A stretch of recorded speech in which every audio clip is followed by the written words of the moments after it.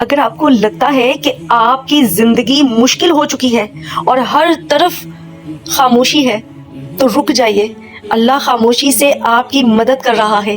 آج ہم وہ 4 روحانی نشانیاں جانیں گے جنہیں آپ کو ہرگز نظر انداز نہیں کرنا۔ اللہم صلی علی محمد و آل محمد۔ السلام علیکم ناظرین، کیا آپ کے ساتھ ایسا ہوا ہے کہ اچانک آپ کے قریبی لوگ بدل گئے ہوں، رشتے ٹوٹ گئے اور آپ اکیلے رہ گئے؟ یاد رکھیے، یہ اکیلا پن اتفاق نہیں، اللہ کا خاص نظام ہے۔ آپ کو یاد ہوگا کہ آپ اللہ سے دعا مانگتے تھے کہ یا اللہ مجھے دل کا سکون دے، تو اللہ نے آپ کی زندگی سے ہر وہ چیز ہٹا دی جو آپ کو اللہ سے دور کر رہی تھی۔ جب دنیا آپ کو اکیلا کرتی ہے تو رب آپ کو اپنے سجدوں کے قریب بلا رہا ہوتا ہے۔ وہ چاہتا ہے کہ آپ اب صرف اسے پکاریں۔ ناظرین، کچھ وقت پہلے تک سب ٹھیک تھا، لیکن اب آپ کو وہ چیزیں خوشی نہیں دیتی جو پہلے پسند تھی۔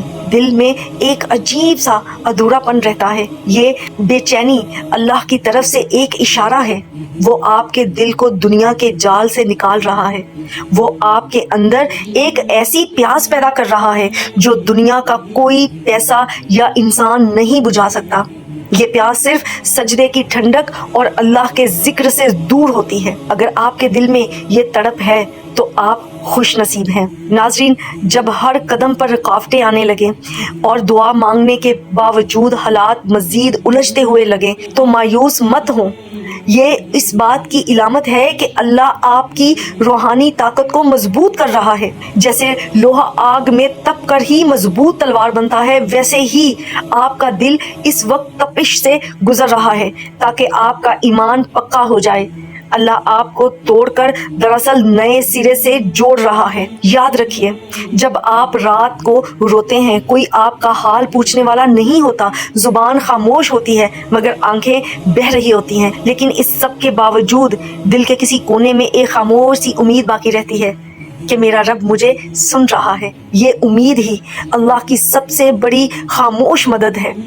جب آپ ہر سہارے سے تھک کر کہتے ہیں یا اللہ اب صرف تو ہی تو ہے، تو بس وہی لمحہ معجزے کا ہوتا ہے۔ میری اللہ رب العزت سے دعا ہے کہ جس نے بھی آج یہ ویڈیو دیکھی ہے، جس کا دل بھی ٹوٹا ہوا ہے، تو اس کے زخموں کو شفا دے دے۔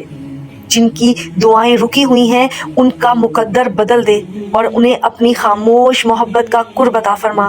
آمین۔ پیارے بھائیوں اور بہنوں، یہ ویڈیو صرف ویوز کے لیے نہیں بلکہ آپ کے دل کو تسلی دینے کے لیے بنائی ہے۔ دعا میں یاد رکھیے گا۔ فی امان اللہ۔